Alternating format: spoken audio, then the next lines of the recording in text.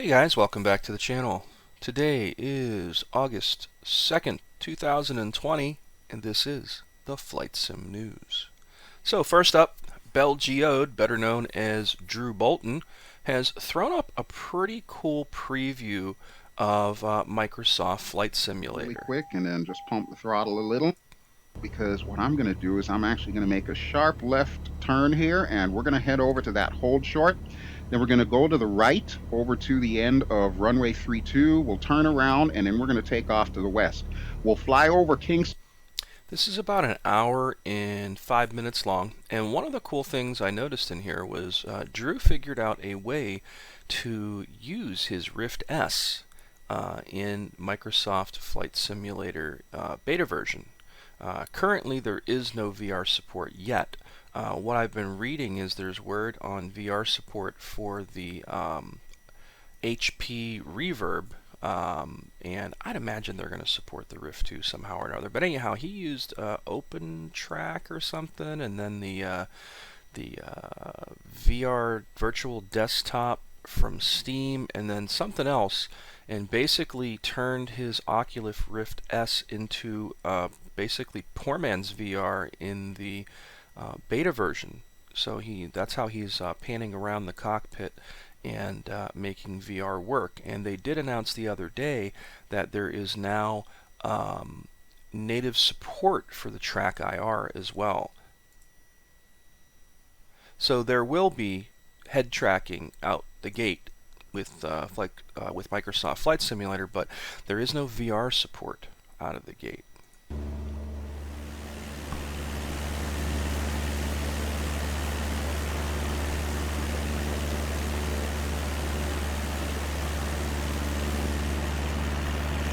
It's a really nice video overall. I will throw a link to this in the video description as usual, so you can check it out for yourself. Here's another interesting video I happened upon. It's called The Insane Engineering of the P-47 Thunderbolt. I know this isn't simulation related, but we have been flying the P-47 Thunderbolt in DCS and a lot in the IL-2 Great Battle Series as of late. And this goes into detail and talks about the engineering of the P-47. It's only about 18 minutes long, but it's a real good watch. The engine and wings need to provide the force necessary to lift the plane to higher altitude or shift its direction. These characteristics did not affect the P-47's roll rate, however, where it excelled thanks to fantastic aileron control. However, in a dogfight, being outturned or outclimbed was a death sentence. Climb rates were improved for the P-47D-22 and onward, with the addition of a new, larger propeller, a 4-meter... Yeah, it's a really cool video overall. I'll throw a link to this in the video description so you can check it out for yourself, but I highly recommend it. It's a really cool video, and if you are into the P-47, this is probably something right up your alley. This is probably the most exciting piece of news I think I have so far. So, this is a preview of the Syria map, but it has the Hind in it, which is the Hind that Eagle Dynamics has been working on, the Mi-24. And WAGS goes in here and basically shows everybody the front and back seat cockpit detail, and then makes a flight over the Syria map with it, and it's really cool stuff.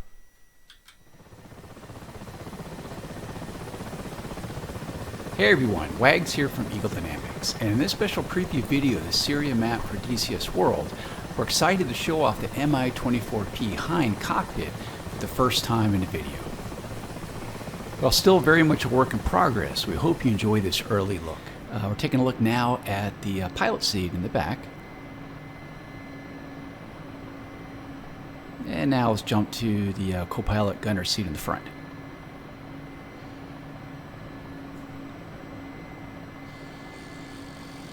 Here you can see the sighting system. And now let's jump back into the pilot seat again.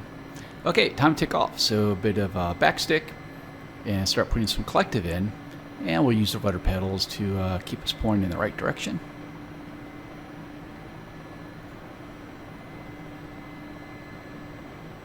Okay, let's come off to the direction of the runways and start getting some forward momentum. A little stick forward, gear up.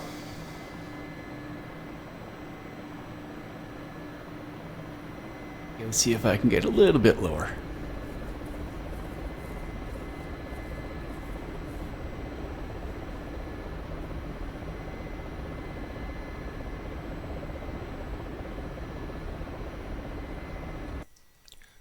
So the Mi-24 is one of the helicopters I'm looking most forward to, and I think you will be as well after watching this video. I'll throw a link to this in the video description as usual, so you can check it out for yourself.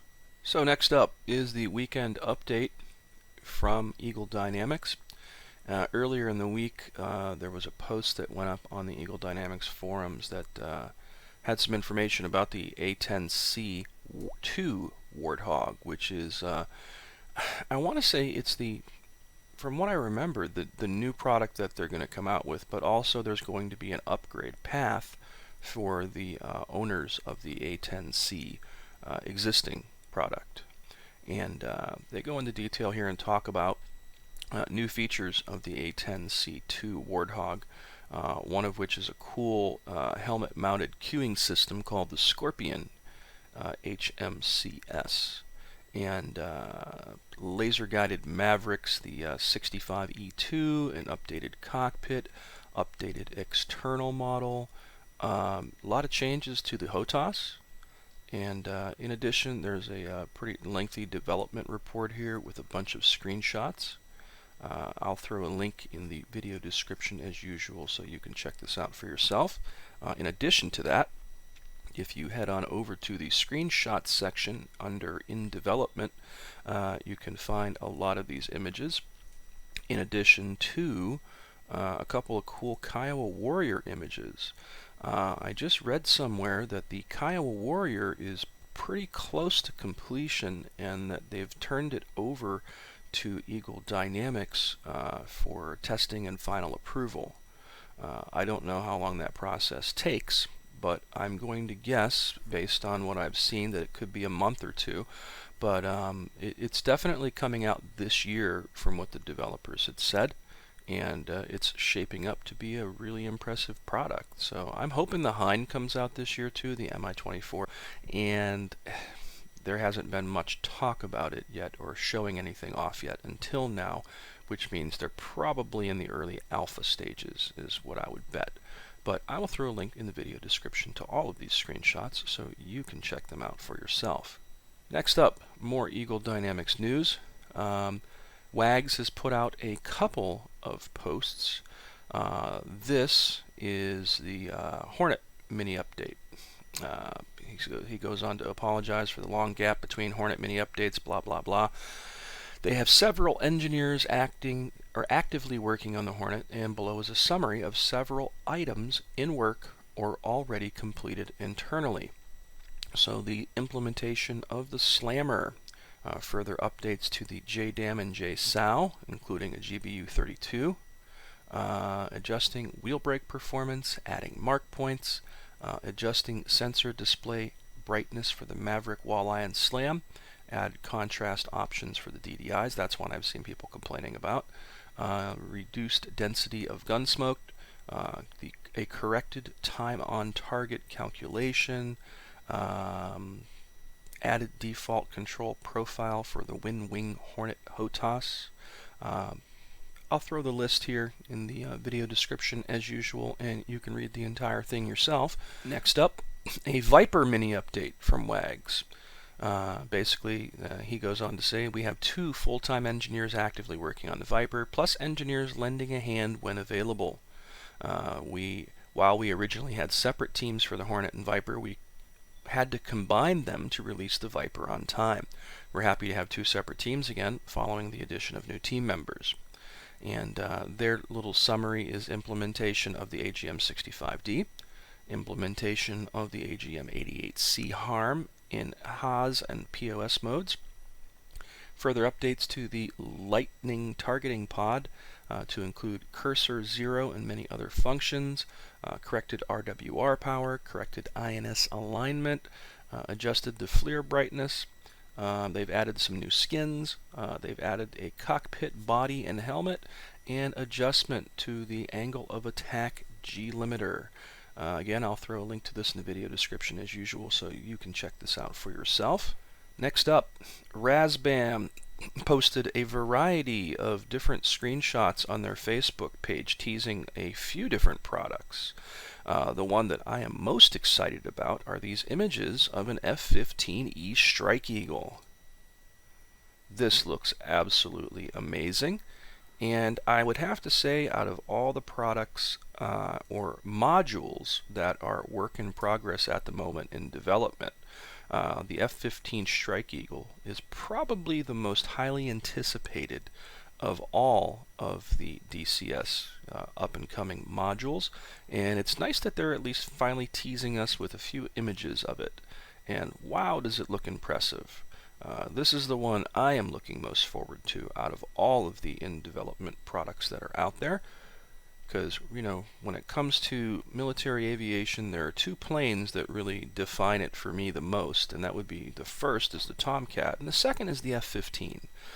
They are the two most iconic, I think, American planes that anybody thinks of usually. I know some people say, oh, Viper and Hornet. Not so much for me. I've always liked the F-15.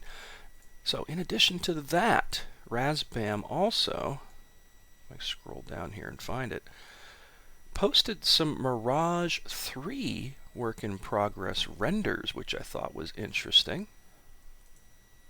And there is another iconic plane. It's older, but everybody loves the Mirage, which I thought was kind of neat. And additionally, they threw up a couple of renders of the MiG-23 MLA. This is another one that I'm really looking forward to. These guys are pretty good at pumping out some of these 70s aircraft, and that's another one. I think out of the two projects, or well, they're working on so many projects. I'm not going to say two, but the two projects that they're working on that I am looking most forward to would be the MiG-23 and the F-15E Strike Eagle. I will throw a link to this in the video description as usual, so you can check it out for yourself. All right, Casmo TV is at it again. He has a fantastic video. It's about 8 minutes long that goes on to talk about don't let hovering bring you down. See if we can't pick this up, and one of the things that definitely I recommend is turn off that force trim right there. Flies a little bit better. So let's see if I can't pick it up without making a complete fool of myself. You know, and you can watch up there at the top left, we've got the little control indicator panel thingamaboob. I like how he said thingamaboob. That's awesome. But this is a thing that you really got to do, and I mean, you know, going through flight school, there were times where this is all we did. Now this is a fantastic video, and it goes into detail and it helps you figure out hovering basically. And this guy is a former, I believe, Kiowa pilot, and I'm pretty sure he flew Apaches as well. I could be wrong, but I'm pretty sure that's what I heard in one of his other videos. So this guy is a real-life former helicopter pilot, and probably still does fly choppers in the civilian world now. But I'll throw a link to this in the video description as usual, and I highly recommend subscribing and checking out Casmo TV. It's one of the go-tos that I tend to you know, pick up and watch as I see new things pop up with this guy. Really good stuff. Okay, the guys at Digital Foundry have posted a pretty cool video talking about Flight Simulator 2020, a next-gen visual showcase. And it talks a lot about the tech and the imagery and how awesome, really, that next Flight Simulator is going to be.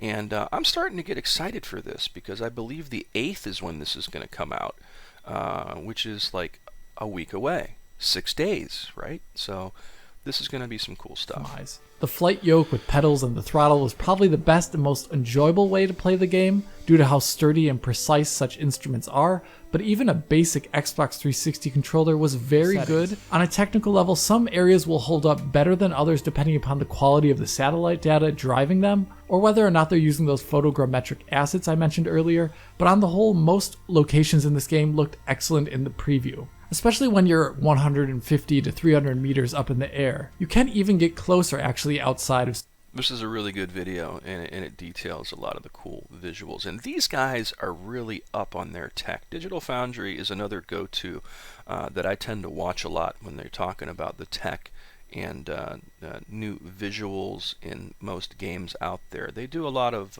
technical stuff on performance and game engines as well. Very cool channel.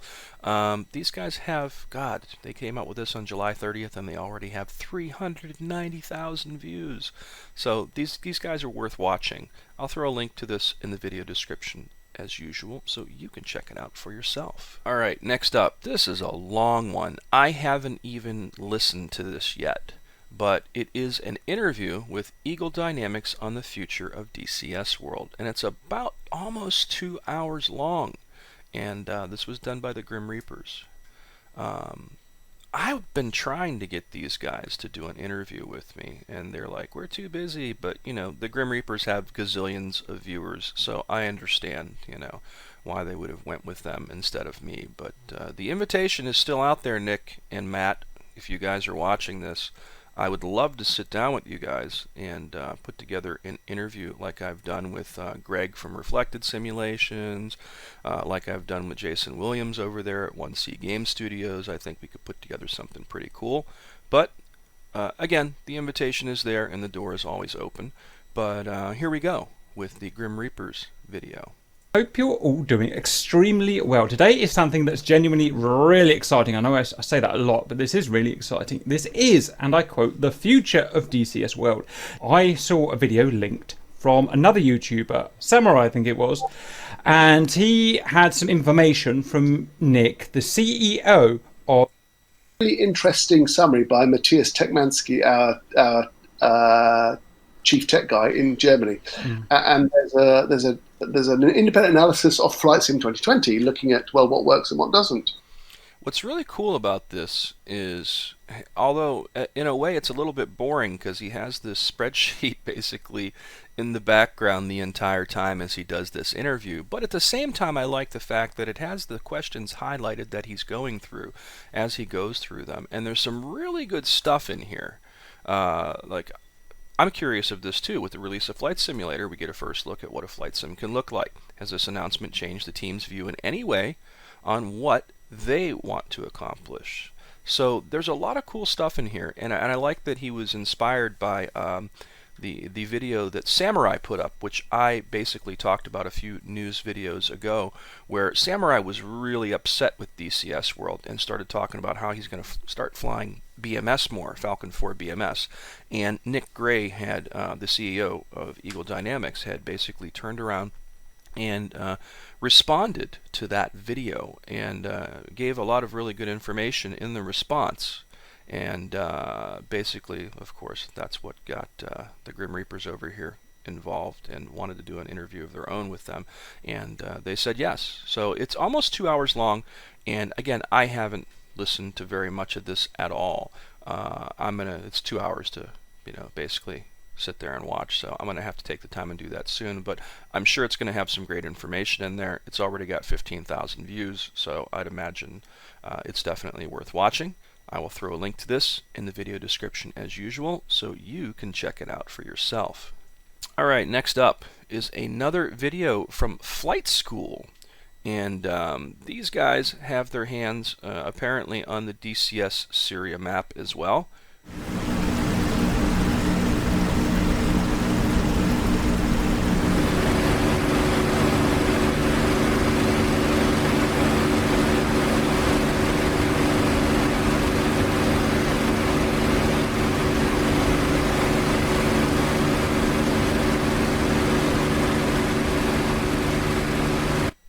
The more I see of this map, the more I think it's going to be pretty cool. So this is basically a P-51 over the Syria map. And one of the things I read as well somewhere was the fact that it's looking like it's going to be an August-September release at this point. So I'm hoping for sooner than later, because I've been kind of a little bit behind with content because I really don't have a lot of inspiration at the moment. I'm kind of just in a lull, I guess, when it comes to this kind of stuff at the moment. And I think a new map and new places to fly over and new things to do is going to be pretty cool. And I'm really looking forward to this. I put in my pre-order, I got my 30% off, and I'm very hopeful that this is going to be really cool. And what I'm seeing is they've really given people a lot of beta access to this, because almost every other day I'm seeing a new video popping up with somebody doing something over the Syria map.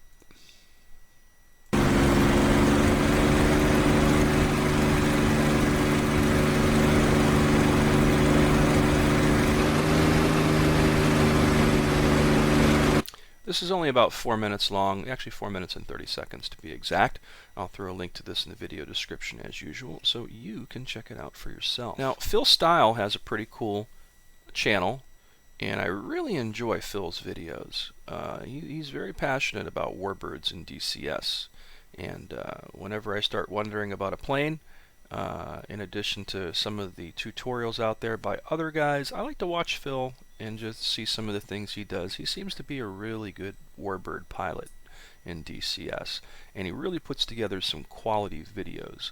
And in this one, he's doing an interview, and it is with SUNTSAG, aka Ancient Gamer, who's been a long-time modder of DCS and is now working on some official single-player content for DCS. Couple of flyables. We've said the Mosquito. Is there anything else you think would be a priority?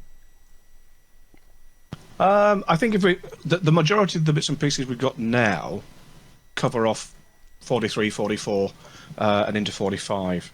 So I'd quite like to see a Tempest or a Typhoon, I think. I'm gonna chip in here. I'm gonna drill down on this Mosquito. So the Mosquito that is supposedly coming to DCS is the Fighter Bomber Mark 6 variant. Going to just basically stay put, and the carrier slides out from underneath them like a giant tablecloth. So to pick up on Sunt's idea of the flight line mechanic that's sitting on the wing, imagine that you had this invisible camera, and it could be sat on the wing of the aircraft. Then you could cause it. This is a really good video. It's about 47 minutes long, and these guys are really passionate about the Warbirds in DCS. You can tell that just from the few minutes of what I've let you listen to here so far. And Phil is very passionate about the Warbirds in DCS as well. So I'm going to throw a link to this in the video description as usual, so you can check it out for yourself. But I highly recommend watching this, especially if you have any interest in the Warbirds in DCS. This is the kind of passion we need to make the Warbirds in DCS a little bit more competitive, like with what's out there in terms of the IL-2 stuff. I'm hopeful, but we're going to have to see where this goes. Here's yet another video of the Syria map, and this one covers Palmira Airport in a MiG-21, actually.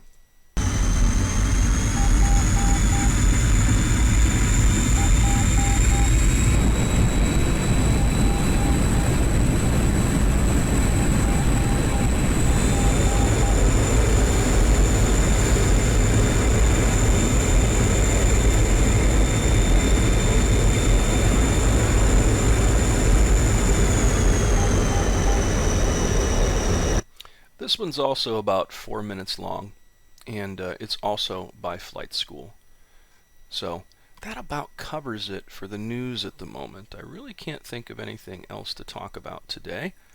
Again, I'm really looking forward to the Syria map. I'm hoping that's going to breathe new life into DCS for me. And I think this upcoming week I'm going to try to dive into a little bit more IL-2 stuff. And really looking forward to Microsoft Flight Simulator now that is, you know, right around the corner and on the horizon. There's been a ton of Microsoft Flight Simulator videos popping up recently that are previews of the beta version, because the NDA embargo has been lifted, so all these guys who've been flying it all along can start talking about it.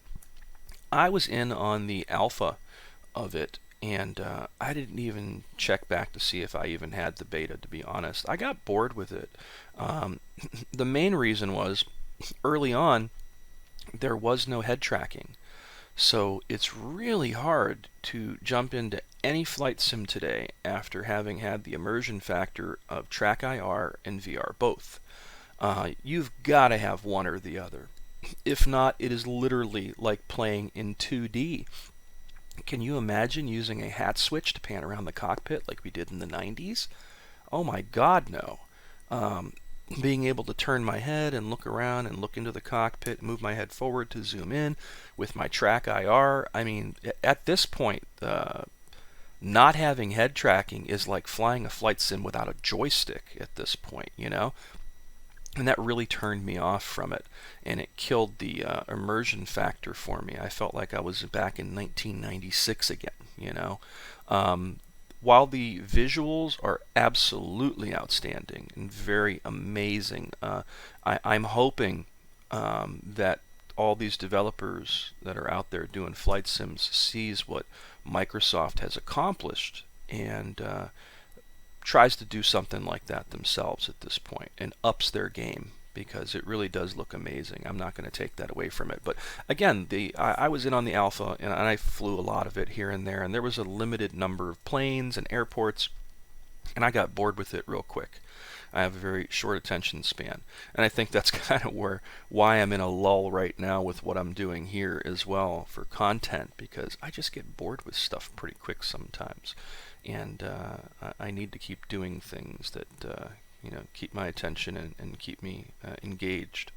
And sometimes just, you know, a million buttons, dials, and switches, you know, don't really do that. But it does look really, really promising. I'm looking very much forward to it. I'm going to grab the Game Pass to check it out, and I'll start putting out some content on that. I'm also going to start doing a little bit more IL-2 stuff again. And again, once the Syria map comes out, I might do some more DCS stuff too. I'm really disappointed with DCS at the moment in general, because I can't do anything with VR with it. And another thing that I'm not alone with is that Geode over there, Drew Bolton, he was voicing how he was having some issues recording VR as well. So there's really no good way to record VR in flight sims at the moment, because most people use OBS and whatever their head tracking device is. And when you do that, somehow or another, he seems to think that it's not just OBS, but it's an issue with YouTube. When you upload the video, it somehow or another screws the video up and like changes the frame rate or something. I thought I had it figured out for a while there, and then clearly something else had changed and made it very difficult, because now no matter what video I throw up, even my good IL-2 videos, which are clearly 50 to 80 FPS consistently, when I get done, you know, editing the video, rendering a video, and throwing it on YouTube, what was 50 frames per second ends up looking like 20 at times. And it's very frustrating, and nobody seems to have a solution for that yet to make it, you know, so it looks smooth as it actually does in real time. So I've been kind of frustrated with that too, because I really do like going in there and doing VR videos, and it's a little bit more immersive, especially in IL-2. But in DCS, it's a shit show. Their performance is so crap right now that it's just, I don't even want to touch it. So, but I have been enjoying using my track IR and my super ultra widescreen monitor. So that's enough about me. Rant mode off. I'm going to let you guys go. But as always, thanks for watching. Please subscribe to the channel. Feel free to hit that like button. And until next time.